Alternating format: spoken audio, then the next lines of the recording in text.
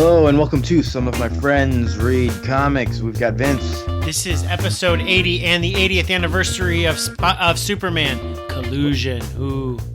Okay, great. We got Chris. Dialogue thing? Dialogue thing.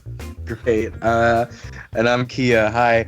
Hello. If I sound a little different, it's because I'm dying and I'm going to be coughing a lot. So if that happens, I'm going to mute myself. But hi, welcome to the show. We have a kind of an exciting one planned today. I was almost going to miss it, and I said, no, I'm not going to miss this one because we're starting a cool little thing on the show. We're going to finally read Crisis on Infinite Earths, which is arguably like one of the most important superhero crossovers ever. Yeah, maybe. But because it is such a big thing, we wanted to make sure we gave it enough time. So we're just going to read one issue every time. So we'll start off with the first issue of that in just a little bit. After that, we are going to jump right into the present. Oh my God. With Action Comics number 1000 that just came out with written by Brian Michael Bendis. Kind of a big deal, him moving to DC there. And it was filled with a whole bunch of other little Superman stories. It was fun. And then we're going to talk about even more little stories because Free Comic Book Day was this past weekend. Did y'all go? Did y'all do anything? We went to the Dragon's Lair, which is a popular comic book store in San Antonio. Yeah, I like that. I actually haven't been there in about 2 or 3 years for their Free Comic Book Day, but, you know, it was a really well-oiled machine, super long line all the way down, you know, the entire shopping center. Oh, wow. It was pretty good, though. They didn't have a limit. Sometimes stores have a limit on you can only get, like, you know, 2 to 5 comics, and that's because they're actually, you know, paying their wholesale price for comics and basically taking a bath. Yeah, which seems really annoying, but they are making money, you know. Yeah, I mean, like, people, you know, people on the internet are saying, like, you know, buy something, you know, because they're losing money. I'm like, well, it is their gamble to hope to get enough foot traffic. But, you know, I bought the Flintstones comic, and I bought Bruce the Funko Pop. The Flintstones comic by the writer of the New Prez book is fucking great. It's a really weird, who's the writer? Steve Pooh, is that correct? Chris, do you know? I don't know the writer's name. I read the first half of that Flintstones art trade, and it's good. Yeah. It's like it's like the 50s, but like Fred has like weird ideas about exploiting the Cro-Magnons for their labor. It's really weird. It's like a depressed Mad Men take on Flintstones. It's fucking weird. Wow, it's really good. I'm into this. We want to do this for the show.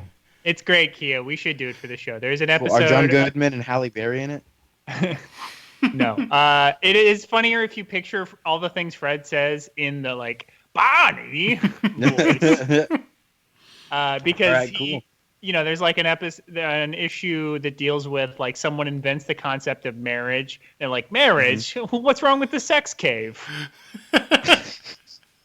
Yeah, you know, I feel like we were gonna do Crisis first, but we're talking about Free Comic Day. Maybe should we just like go into this and talk about all the other stuff we read? Yeah, so ended up picking up a lot. Bruce and I haven't really had much chance to read anything. There's a lot of good all ages comics. There was a 2000 AD all ages comic, which throws me. Whoa, that's a little weird. Yeah, usually their stuff is like super adult, right? Yeah. So we didn't read that, but like I got a SpongeBob book, I got a Bob's Burgers book. I read like the Marvel stuff, which was an Adventures book with Jason Aaron. Mostly was just Odin. Yeah, I kind of like that Avengers story. It was pretty neat. Yeah, Sarah Pacelli, who'd done a lot of like Miles Morales with Bendis, is branching out, and she's doing Avengers now, so good for her. I like the art on it. I don't really remember much of what happened in it, and I don't really remember much of what happened in the Ta-Nehisi Coates story about Captain America. I think it was just kind of a short whatever. Yeah, it was just like a short little like, oh, Captain America, what does he mean? Which is going to be, I think, kind of interesting. Like, what is America these days, and so where does Captain America fit in with all that? I really like the Avengers one. I remembered it pretty strongly. It's almost something I might want to read. Where I love Loki is woke in an old celestial that Odin buried and kind of forgot about. Yeah, that's what it was. Yeah, that was good. Seems like interesting. Like, oh, how do you deal with your problems? Bury them, leave them for somebody else, and now Black Panther and the Avengers have to deal with it. It seemed neat. I'm into it. Yeah, I didn't read the free comic, but I guess I read the first issue of that because I don't remember Loki there, but they did fight, or they found Celestials. I see. Yeah, I don't know. It's maybe these are all it's like on. previews of what's coming. I don't know if it's actually part of the story or what. No, But yeah, it came out. Technically, Avengers 1 came out before it, and this is a story that takes place before it. It's kind of weird, but that at makes least sense. like I think they did a good job on their free comic book day offerings, at least here, where they said like, "Hey, if you liked this, you can literally buy a book in this store that tells you more of the story right That's now." nice. Which, like in the past, they've had like Avengers stories. I'm thinking of one from 2015 with it had like Kamala Khan, Miss Marvel, and Miles Morales in the Avengers, and then it says you can read that book in October, and I'm like, if you're trying to drive like new traffic to comic book Yeah. stores, don't do that. And the same thing with the Spider-Man story by Nick Spencer and Ryan Otley. Nick Spencer is going to be the new writer, but that doesn't come out I think until the summer. So if I liked what I read here, I can't get anything, and I'm gonna have to remember to have to go in July and go buy it. Ryan Otley's the artist, though. He's the Invincible artist, because I guess Invincible's done Oh, is now. that what that was from? It looked somewhat familiar, but I couldn't quite tell what it was. Yeah, Invincible's done. Yeah, I read that Spider-Man one. That was it was kind of, Bachelor Peter Parker. It can be fun. He's, I guess, not Rich anymore. the leader of yeah, he's not rich anymore. He's like living with Randy Robertson and Boomerang now, apparently on accident, living with a supervillain. That's kind of Yeah, funny. because that's never happened before. Certainly didn't happen in Dan Slott's run. The whole thing didn't. Yeah, it didn't feel particularly like new and inventive, but I could certainly see that being appealing to an old fan, but not enough to like make me care. Yeah, if you read, yeah, go ahead, Chris. It's also, I mean, Superior Foes of Spider-Man is like the last good thing Nick Spencer did. So, or was that Spencer? I think it was. Yeah, that was Nick Spencer. If you want to read a weird Spider-Man book, I highly recommend Chip Zdarsky's Peter Parker, the Spectacular Spider-Man. They've got about 5 issues of it up on Unlimited. It is weird.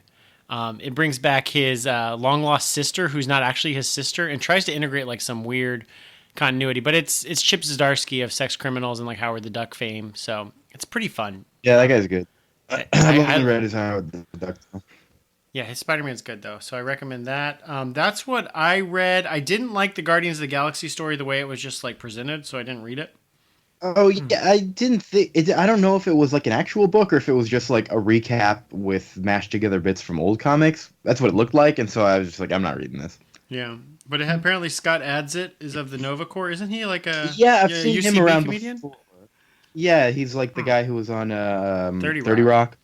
Yeah, he's been a character in Marvel Comics. He's appeared a lot in Deadpool stuff as well. Jerry And Duggan's the I writer guess here. they put him out. Yeah.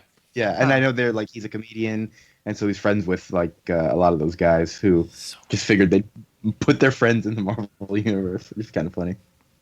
Interesting. Yeah, my free comic book day was a little different. I went to 2 shops and neither of them had because I was traveling Saturday, so I showed up at like 5:30 or 6 o'clock, so I missed like the crowd.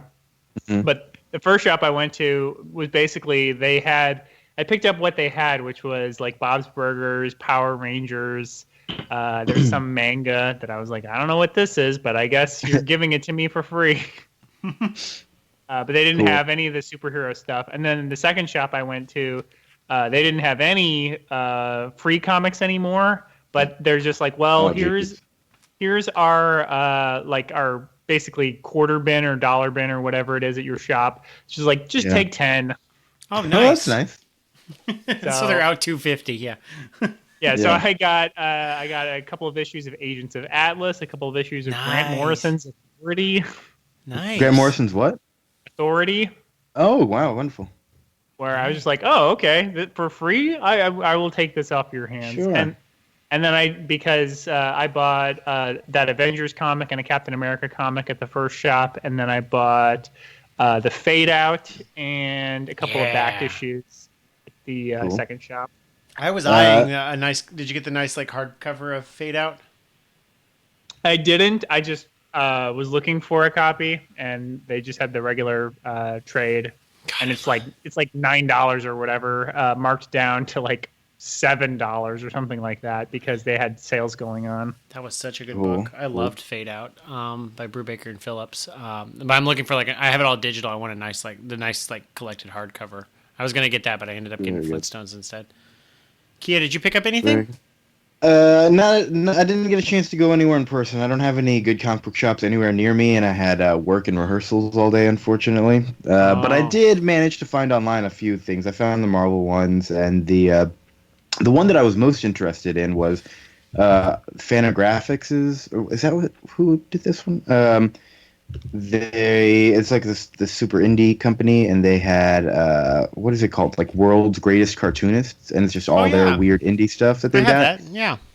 Yeah, I really like a lot of this art in here, and there's some cool stuff as well. Some of the stories are just like, okay, pretty quick and forgettable, but one in particular that had some really trippy like mirror sort of art going on. Not worth trying to explain here, but just all sorts of different cool styles. It's my jam. We don't talk enough about like the super indie kind of comics, and so it was just nice to be able to see some of that. It's been a long time since I've read anything like that. It definitely has the style of comics you used to read back when we lived together. And it's got a sequel story to Bottomless Belly Button, which is a comic I read like 2008. It was like an 800-page book, and I read it like in an afternoon. Don't remember much about it, but I remember it being really good, and I think our friend Dylan's wife also read it while I was on that trip. Cool. So I was excited for that. I didn't get a chance to read Starburns Industries. I couldn't find that one. Yeah, stories by Patton Oswalt and Dan Harmon. So that should be pretty funny. And then I read Barrier, which I did not like. And I know what is that? Barrier is the new Brian K. Vaughan, Marcus Martin book, and it was Image's book this year, and it's a prequel to their weekly series that's coming out on all May. But it was 48 pages. It's read sideways. Half of it's in Spanish, and it's. I personally feel it like wastes Marcus Martin art because it's kind of dull and drab, and then it does the thing that I hate where it's just kind of got like two people kind of like in the desert, and then on the final page it's like, oh no, and then there's aliens that abducted them, and I'm like, y'all fucking like one. This is gonna get us mad with our fans because I know our fans actually like Brian K. Vaughan a lot, and they were very upset that I did not like Paper Girls, but Paper Girls also has a similar like, hey, let's just kind of dick around and then we'll have an alien invasion or some type of flash or something. It's something I've seen a few too many times in Vaughn books, and I'm not surprised by it anymore. So, I generally like Vaughn, but I hear where you're coming from. But a lot of people really liked that, according to like the early internet buzz. So, don't listen to me. I have my own complicated relationship with Brian K. Vaughan, but we've talked about it on the show. You may want to check that one out, and it's super pretentious because at the end they said it's going to be published every Wednesday in May. Vince, you call a lot of things pretentious, and I don't know that I agree with your definition of pretentious. I'm going to read you the literal words that on the last page. All right. The drama continues in Barrier 1 through 5, available weekly throughout May 2018. Make sure to add this critically acclaimed story to your pull box, and don't miss out on the only opportunity to own this series in print. That seems like pretty typical advertising for like just trying something new. For like a weekly comic. Never be able to buy this.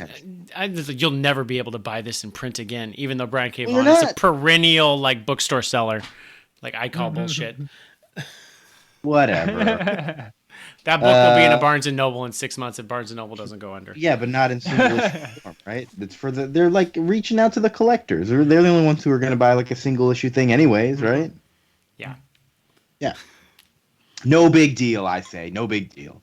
Yep. It all ends up in the same place in the end, which is in the back of my comic book shop where they're giving it away for literally free. Yeah. Vince, you'll be happy to know I did not see any copies of Pirates vs. Ninjas in the free pile, but I did see a lot of copies of Gold Digger. Yeah, Gold Digger has been around a while. I still don't understand exactly what that is, but that's all right. It was like an issue 200 a decade ago. I bet they must be in the 300s now.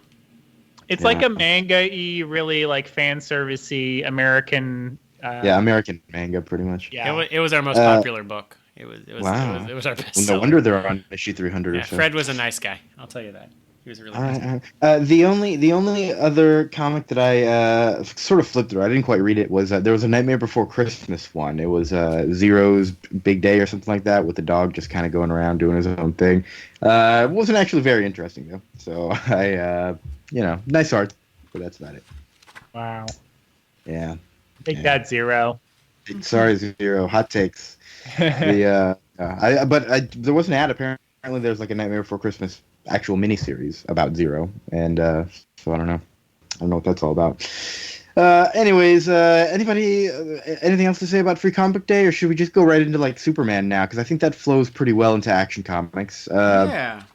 Because Action Comics 1000, had so many little stories. It almost felt like I was just reading more Free Comic Book Day, just kind of like fun little stories about Superman's history, and then it ended with the Brian Bendis story, which again, that Brian Bendis story was so short, it just felt like another Free Comic Book Day thing of like, oh, here's a preview of what's to come, but didn't feel like a full story in and of itself, Yeah, right. And then he had a story in the DC Nation #0, which was actually like a quarter book that came out maybe a week or two ago, but my comic book store was just giving it away for free, so I got it for free.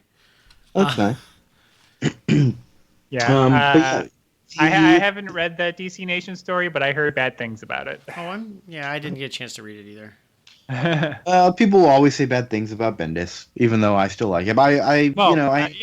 This story. He writes bad things, and people say this is bad. So. I don't think there's enough really to judge in this. I like this story of Superman busting up a diner on accident. Everything's kind of told through the eyes of these waitresses or the owner, and it's some random bad guy, Mogul something or other, Mogo, whatever. And he says, "Oh, I'm the one who destroyed your planet." Cliffhanger, and that's it. Yeah, which has Superman. I'm not a big Superman fan. Has Superman never addressed the idea that somebody consciously destroyed Krypton? I don't know, but I had recently rewatched all of the animated series, and I love their take on it, which is that it was basically just a coming disaster, like a natural disaster, and Superman's dad tried to tell everybody, like in politics, like, hey, our world's in trouble, we should do something about it. And Brainiac spread a bunch of fake news and said, nah, it's fine. And until Brainiac was like, oh, yeah, all that shit, I was lying. I was just trying to gather my own strength, and now I'm out of here. Peace, bitches. And I think I like that take. Yeah. I feel like that was kind of consistent with the Man of Steel take, although it's been a hot minute since I saw that movie. Yeah, I never saw that movie. I think the animated series was really influenced by the John Byrne relaunch in like the late '80s, where they kind of did their own thing. But there's a lot of influences on that stuff. So it's a lot of like the Metallo is based on that version of Metallo, and there's a lot of kind of crossover from that stuff, which I think is pretty good stuff. Dan Jurgens, that's the cool thing about this book is that a lot of the creators that have worked on Superman show up in this book. So Dan Jurgens, who worked on the new Superman, has a story in here. Well, Jurgens, I think, was the current Superman writer up until a couple weeks ago, and this was the end of his run. In addition to the fact that he wrote Death of Superman, like he's fairly instrumental in like a big chunk of Superman's history. So I was happy to see him. I agree, Chris, and yet I don't know if I like the execution of the fact that this big anniversary issue really brought in everybody that had previously been involved with Superman in a big capacity and tried to get them to do something. So we had Jeff Johns had done something. Bendis represents the future, obviously. Dan Jurgens kind of represents the past.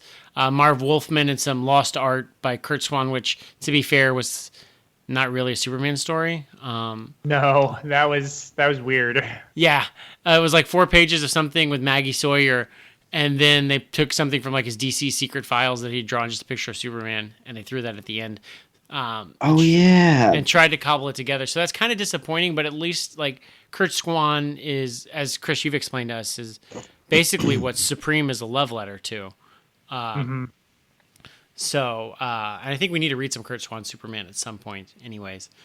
Yeah, we definitely need to read some Superman or Lois Lane or something from that 60s and 70s craziness. Yeah, that'd be fun. I got the Action Comics 80 Years of Superman hardcover, and it's got I think 20 different issues of classic Superman in it, and it has a few of those Swan issues. And I was just flipping through the art. I'm like, this is batshit insane. I love it.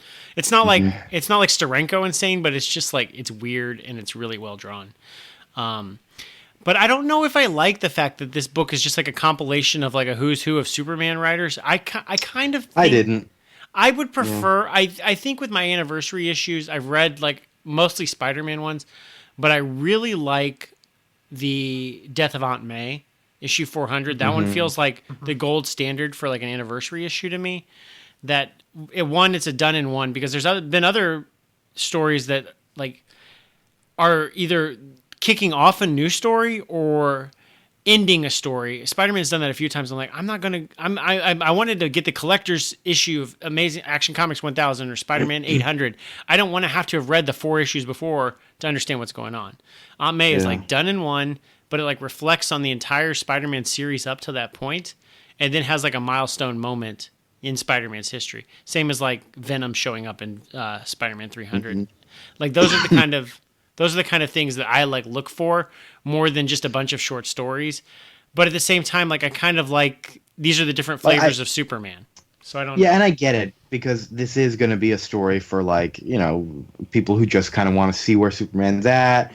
They're maybe not going to keep on reading the series, and so just giving them a bunch of little short stories is probably the way to go. But it is weird. Yeah, I agree. I'm not into it. Yeah, what the fuck? Superman has a kid and he's 8?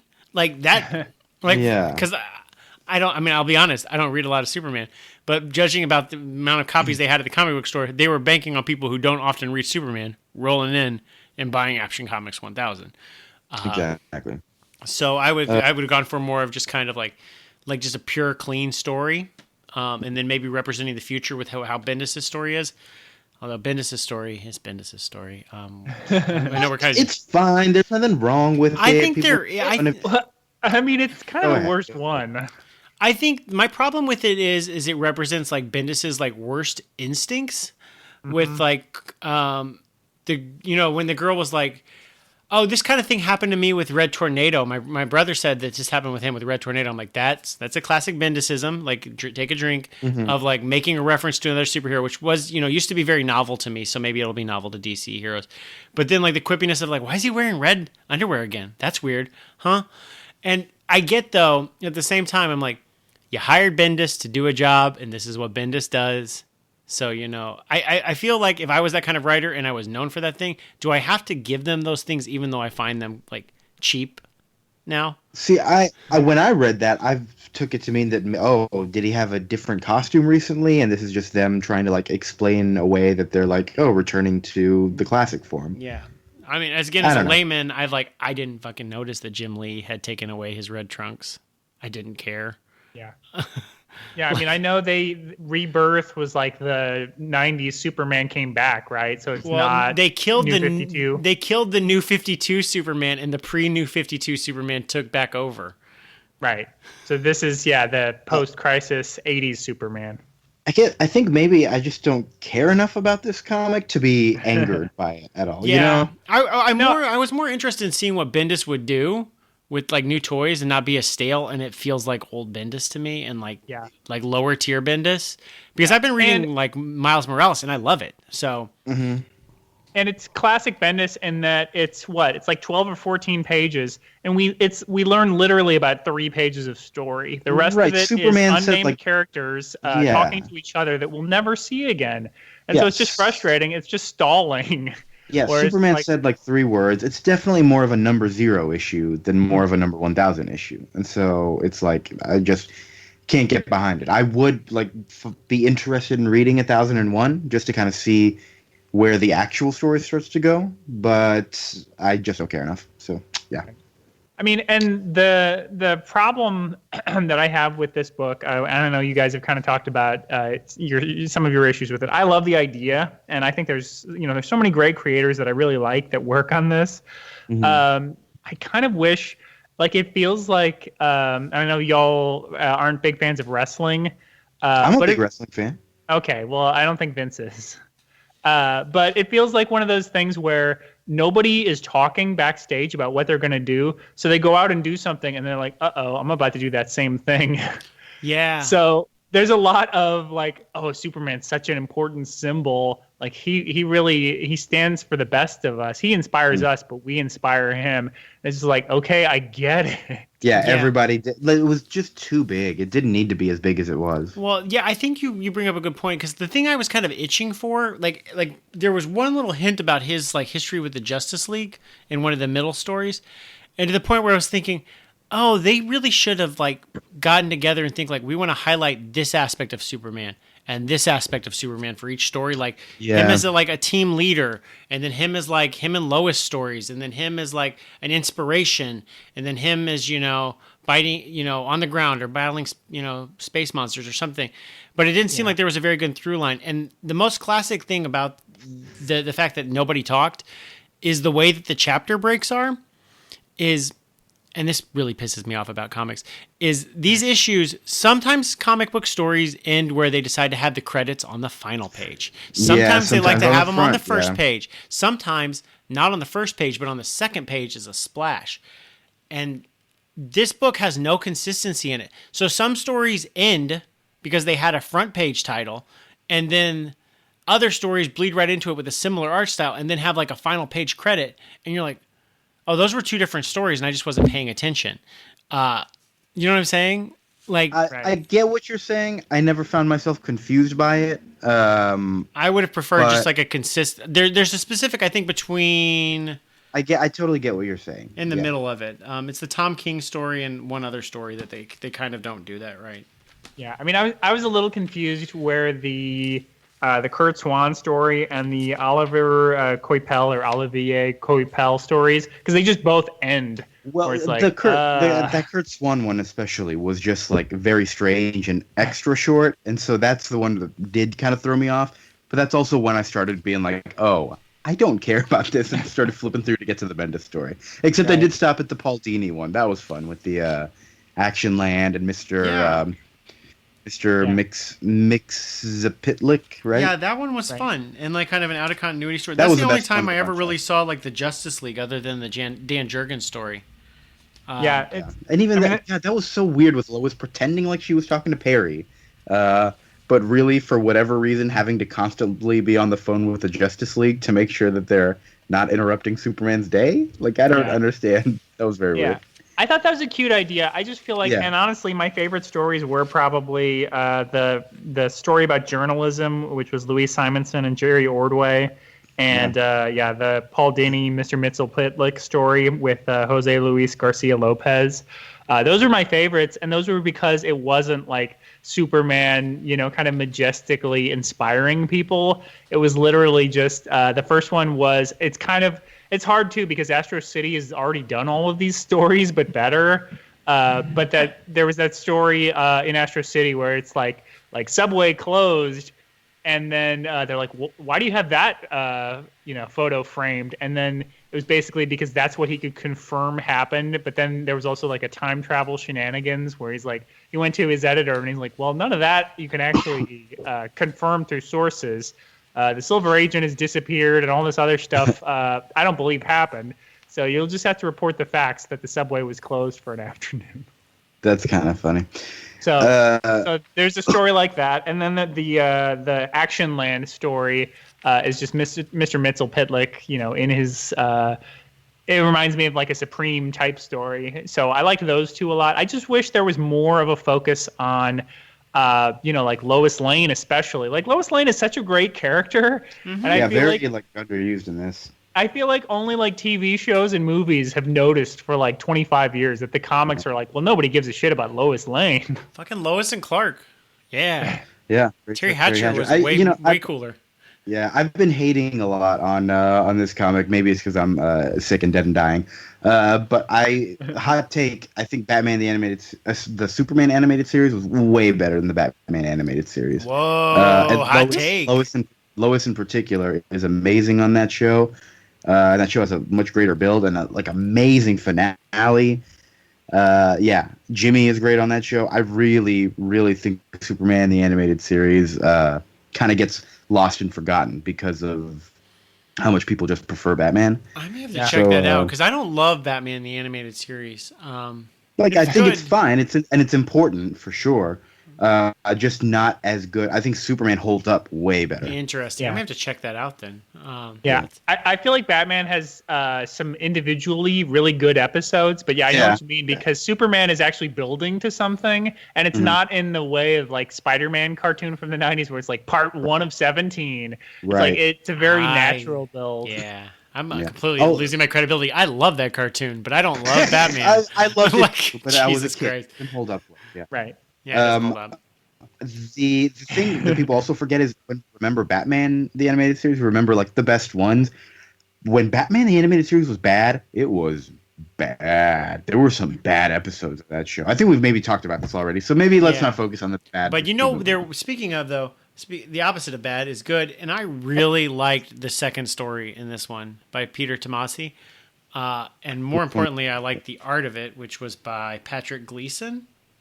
That was all the splash pages, right? Yeah, the whole story was just cool. splash pages, and like it was just like him jumping through time. So this is what I wanted because this is like a full overview of Superman. Like he's got him in his 1930s costume. It's got him in World War II, or it's got him like with a weird Gulliver's Travels type adventure. It's got him when he was Electric Superman in the 90s. It's even got like a shout out to Kingdom Come, which damn it, Kingdom Come doesn't look really cool visually. It's got like the death of the Superman with the 4 Supermans who came back, like the Steel and Superboy from the mid 90s. And I'm like, fuck yeah. It's just enough of a hint to be like, remember that, but let's not dwell on it. And I'm like, yeah. I put any of these as posters on my wall. They're all great. Yeah, they really are. That one in particular of like him getting fried or something like that was just crazy. I like the darker type images and him getting like smacked like. They're all so good. They're all so good. This was the one that I'm like reading this. I'm like, yeah, this is my jam. But that's what I was hoping for my short stories was just something simple like that. Something, yeah. It's kind of like I'm remembering. Maybe it's just because I'm thinking of Bendis, but there was like this Daredevil anniversary issue that they did that was just like, okay, it's a regular story and like basically just an extended fight scene with him and Fisk, but just like different art styles throughout the whole thing. Oh yeah. Just give me something different. Like, change it up. Interesting, but I think I have nothing else to say. I'm kind of my final thoughts is I know that Detective 1000 is going to be like this. Yeah. I know it'll probably be better, but hopefully they'll just because I like Batman more, I'll get more out of it. But hopefully they'll like have a good like melding of like what to get out of Batman, because Batman runs the gamut. Hopefully it won't just be all solo Batman. Maybe one story will be about the Bat family. Right, but I feel like Batman. I mean, people know better. Like if there was a Batman 1000 and there wasn't a story about Alfred, I'd be like, what are you doing? Like Alfred's got to be in one of these stories. Like he's an important character, and like Commissioner Gordon or some. It's like Batman supporting cast is like everybody knows them, even if you don't really read comics. Yeah. And so it's an opportunity. Yeah, it's an opportunity to like tell these stories about characters that aren't Batman. Because honestly, Batman is kind of boring himself. What? Like, he's only interesting in the context. He's only interesting in the context of all the more interesting people around him. Oh wow! I think that's probably accurate. But people are always scared to admit it because they're like, oh, I want to be quiet and cool like Batman. I want to be like that mysterious guy. To be fair, most superheroes are that way. Like Black Panther's like the least interesting character in his own movie. Yeah, for sure. And that movie made him way more interesting than he was in the comics most of the time. Yeah. Mm-hmm. I just love M'Baku. That guy rules. That guy does rules. All right, should we get on over to Crisis now? Yeah. Yeah, let's do it. It's a pretty packed episode, but we're not going to spend too long on Crisis because we just read the first issue here, and honestly, I guess we should talk a little bit about the history of Crisis. This was the first big superhero crossover because there was Secret War that Marvel had done, but it wasn't important. It was just like, hey, everyone's here and we're just going to fight random stuff, and then there's a bad guy, but it wasn't like, a big important event that had huge ramifications other than Spider-Man's Venom suit. Whereas Crisis on Infinite Earth really did kind of change the landscape of DC and kind of how DC operated on the whole in a pretty important way. Because so there had been, we should talk about how like all these multiple weird Earths started forming in the world of writing the comics. Like, because throughout the Golden Age, none of these different superheroes ever really talked to each other, right? Their editors, or at least the writers. Their editors certainly, yeah, and writers certainly didn't talk. Yeah, I mean, so like Batman and like, Superman did, but they were the only ones that regularly did. Right. Everything else was just kind of like out there, I'll do whatever. And things, of course, naturally started to get more and more confusing. And so it only made sense to be like, oh, well, different Earths. Okay. So there was like Earth 1 and Earth 2 for like, which one? Earth 1 was the more modern ones, modern as of I mean, because the 1940s heroes were still running around in some capacity. Yeah, because like obviously there's Batman, Superman, Wonder Woman, but then there's what we now know as the JSA, the Justice Society, which is like the original Flash, Jay Garrick, who's all over the Flash books. Alan Grant, is that his name? The Green Lantern, Alan something, and who else is there? But all those kind of characters. They still find their way, and they were finding their way into other stories. And rather than just do what modern comics do, is like, how did Wolverine be in all these different stories? Or Spider-Man. How does Spider-Man have all these different adventures going on? And it's like, let's just not talk about that. Like, like, what shouldn't Spider-Man be in Shanghai? How is he having this adventure in New York in this other book the same month? It works out. Don't worry about it. They try to come up with these like crazy convoluted ideas of multiple Earths, and whatever. Okay. Yeah, I mean, it was basically, if I'm remembering right, the Flash series that started the DC Silver Age, started, I guess, all of comics as Silver Age. They actually had, like, he had read Flash comics about Jay Garrick, but then, like, you know how it is as a writer, you're like 15 issues in and you're like, man, I want those guys to team up. And somebody's like, he's not real. And then they're like, well, what if there was a world where he was? Yeah, and so like they're the ones who met for the first time between the worlds, right? Right. And so like I've been reading Bronze Age Justice League stories, and it's like once a year, Earth 1 and Earth 2 like come into sync, and like so Black Canary actually crossed over, and now she lives. She's the daughter of the original Black Canary, but she's dating Green Arrow. But in Earth 2, Bruce Wayne is like semi-retired and then is eventually killed. And then his daughter, the Huntress, takes over as, basically the Batman replacement. And then Robin, I guess, is also there. But so there's basically another world where things are more or less happening in real time. And then there's like DC Comics as you know them through the 60s to the 80s. But through 20 years of stories, it's kind of like, well, this is getting more complicated. They keep introducing new stuff. There's different series that are set in Earth 2, which is confusing. Yeah, that is confusing. And here, like, this comic doesn't necessarily do a great job of explaining exactly what is the difference between Earth 1 and Earth 2, except that they are pretty much similar but different, I also, I gotta tell you, the whole idea of infinite Earths is really a little undersold when they highlight Earth 1, 2, and 3, and that's it. And we don't really see any of the others. Because this story starts with Earth 3. Which is maybe we had seen before in a comic here or there, but that was what I was wondering. What I was wondering because it's like a dude called like the Owl or something. He looks like Batman, but he's got versions. He looks like Batman, but he's got an owl mask on instead. And I'm like Ultraman instead of Superman. And Johnny Quick instead of the Flash. Johnny Quick, that was a good name. Yeah, it's basically a bizarro world. I forget if it's Earth 3. It's one of those where it's like Abraham Lincoln shot John Wilkes Booth kind of thing. Oh, cool. Everything is backwards. So Lex Luthor is the only superhero. Yeah, he's married to Lois Lane, and they love each other. And all the heroes are part of what is the Crime Syndicate or something like that? Is their group name? Yeah, I don't know, but they're bad. Except still working to save the Earth. It doesn't make any sense. I mean, it makes reasonable enough sense that had I not, I've read enough about DC history to know that this is where this is going, but it's just like, okay, here's a bunch of universes. They're all getting destroyed, like by a Thanos type character. Cool. They're all going to die, and then the universe that actually does matter is going to be the one in threat. Okay, that's pretty much where the extent of what I needed to know. Yeah, most of this issue is like, okay, after Earth 3 gets destroyed, we meet, I guess there's an important character called the Monitor, who we only see him off stage, but from what I've read, he'd been appearing throughout DC books for, leading up to this event, being like, oh, I'm watching this guy. Ooh, I'm watching this guy. Pretty much like classic Dude in Shadows. Speaking of Dudes in Shadows, we'll get there. And he has a friend, this woman named Lila, was that her name? Yeah, Lila, who was also she had like the Harbinger was her name. Yeah.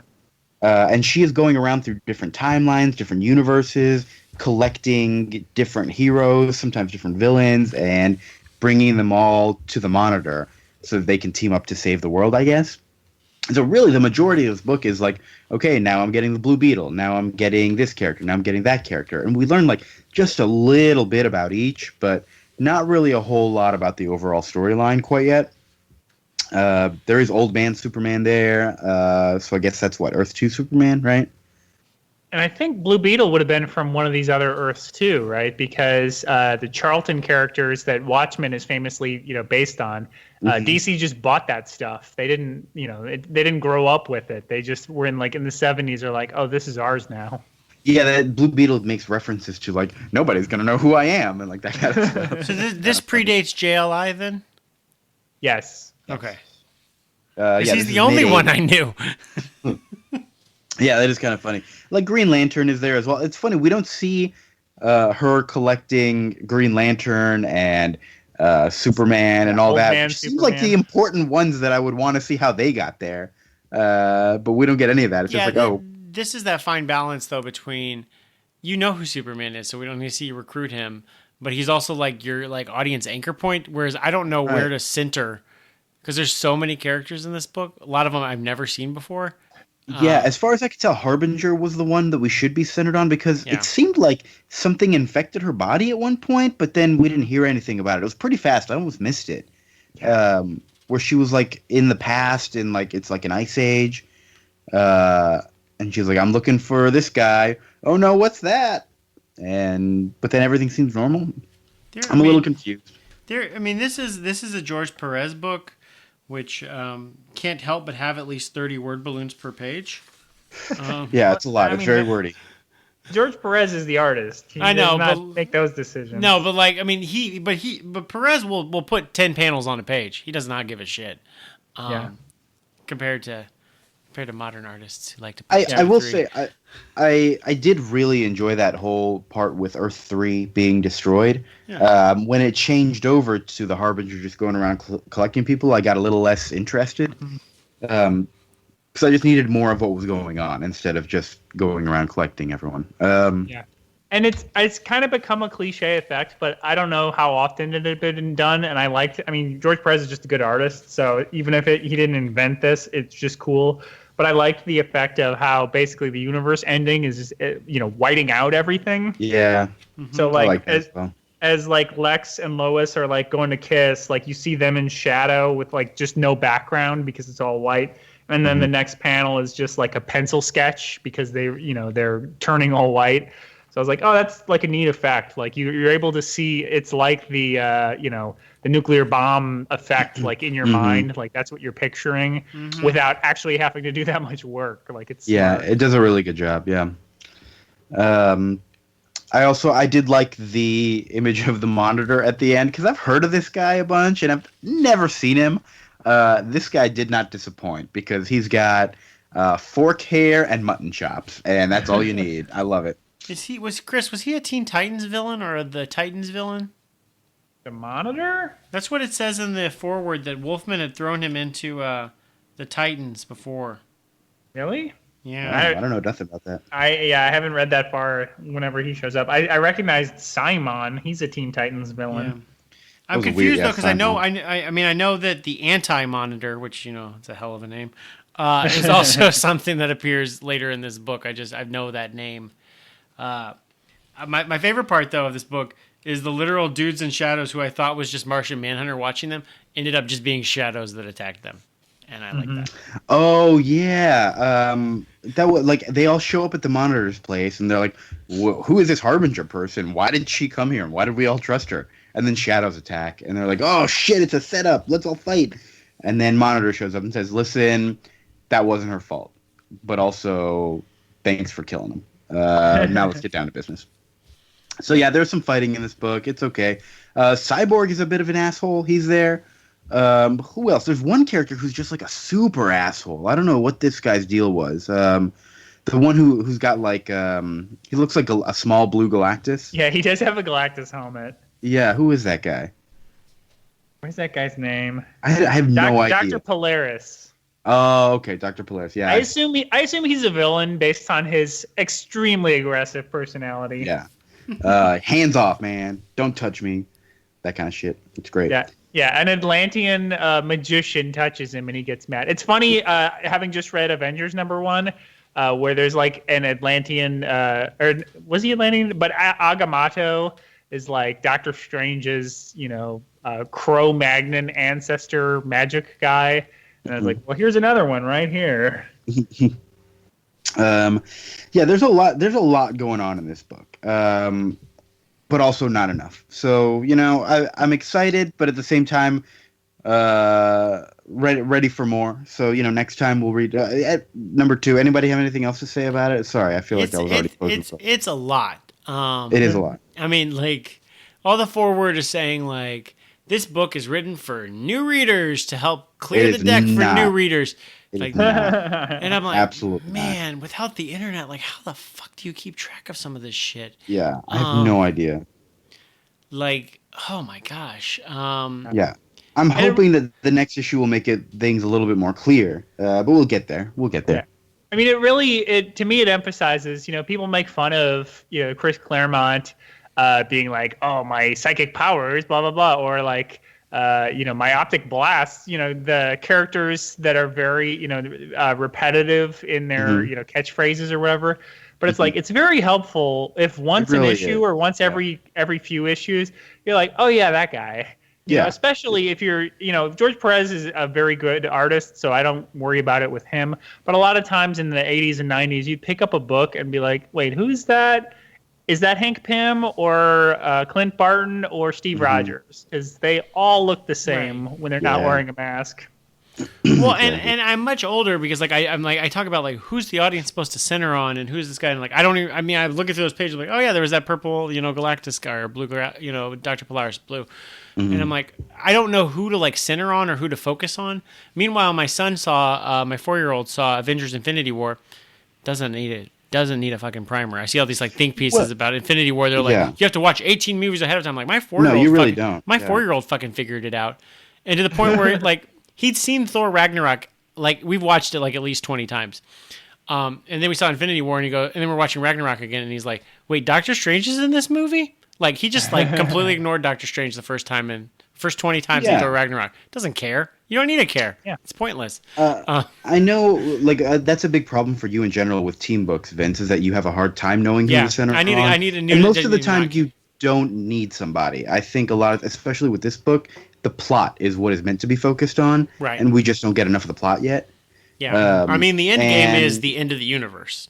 Yeah, and like I think with Avengers, it is kind of Thanos that we're meant to focus on, but up until then, it is like the plot. But it just does a nice job of getting us to care about everybody as we go through, and it's because it's enjoyable enough to watch. That's all. It doesn't necessarily have to be like that character's story, as long as it's compelling enough and keeps you going, right? Right. Yeah. You don't have to watch 3 Captain America movies for like Captain America showing up to save the day to be like, oh, he's cool. Oh, yeah, like that's a big deal, right? Yeah, it's enough. Like there was no, like again, I saw Superman like all of a sudden show up in this field of people here, and I'm like, oh, okay, that's like I would have been nice to see like an entrance of like what are we all doing here, and then like oh look, Superman's here too, like whoa, like give him a little bit of an entrance or something. I don't know. But it's gray-haired Superman, which I know is a different Superman, right? A perfect opportunity for something like that of like he looks older, something. Well, they did comment on him looking older. I know. They didn't make him real, I kind of want to reread Infinite Crisis after reading this now. Like, I think it's going to make Infinite Crisis make a little more sense to me. Well, boy, we'll get there. Let's get through 12 issues of this first, and then we'll decide. So yeah, every episode from now on, we are going to read one more issue of Crisis to go with whatever we're doing for our regular episode. Again, sorry, I'm moving too fast. Are we done with this for right now? Yeah, for right now. All right, cool. We'll come back. Everything will hopefully make more sense in issue 2.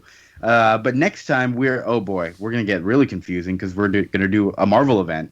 We're going to read Infinity War. Whoa, isn't that cool? Did they just make a movie about that? So forever ago, we read Infinity Gauntlet, right? Which is pretty much all the stuff they're covering in the movie. And Infinity War, the comic, is something totally different. I have no idea what, but I want to read it. And it's Jim Starlin wrote it. Ron Lim did the art. So familiar territory for us. Yeah, I'm excited. It was only, 6 issues from 1992? Something like that? Something like that. Wolverine's on the cover. That's all I know. That's what I keep saying. That's what I was saying before the recording. I'm like, there's Wolverine, so I know it's different. The introduction of classic character Doppelganger from Maximum Carnage. Oh, shit. No way. Right. Oh, now we're on. Now it's on. All right. That's a good decision. First appearance of Doppelganger for our next episode. Everyone's favorite. I'm starting to die, so we got to Is Demogoblin in it? Come on. I don't remember if Demogoblin is in it. Yeah, we should just read Maximum Carnage. We should do that. We never did that. That'd be fun to do at some point. Well, I want to read about all of Venom's and Carnage's like different kids, like Toxin and another some other ones. Buckle up! I bet the Venom movie is gonna have some symbiote villains or some symbiote villains. Symbiotes, yes. In Avengers, in the movie, there were all those aliens. Didn't they look super like Venom-ish? Like they kind of the ones that landed on Earth and were fighting in that big field sequence, right? Yeah, they definitely could have been symbiotes. Right. I was kind of hoping that because Spider-Man went up into space in that movie, spoiler alert, Spider-Man goes up into space in that movie, I was kind of hoping he would come home with the Venom thing. But then I was like, but they're already doing that other movie. I don't know. I was really just hoping it would tie in a little bit. That would be cool, right? That would have been good. Yeah, because it's technically, I think, taking place in the Spider-Man corner of the universe, which kind of is MCU and kind of not. Whatever that Tom Hardy movie is. I don't know how it's going to work. Part of me just doesn't care about the Venom movie, though. Jenny Slate is in it, though, and I'm kind of excited about that. What is she doing in that movie? She's pronouncing symbiote wrong. Oh. Wait, how is she pronouncing? Symbiote, because it is okay. I pronounce it symbiote. Symbiote. Oh, that's totally wrong. Okay, cool. She says it like 3 times. Yeah, Sims by Oats. Sims by Oats. Great. TM. Okay. I'm gonna go. Probably to feed their llamas, if I know Sims. That makes sense. Yeah. All right. I am gonna go crawl into a corner and die. So thank you everybody for joining me for my last episode here before this cough overtakes me and I turn into dust. I will see you in the next universe, Earth Earth 2. Wow, Q was a vampire the whole time. Vampire the whole time. That was what a twist! What a twist! All right, for Vince and Chris and myself, I love you. Thank you for joining us. We will see you next time. Don't die, or you will hear us next time.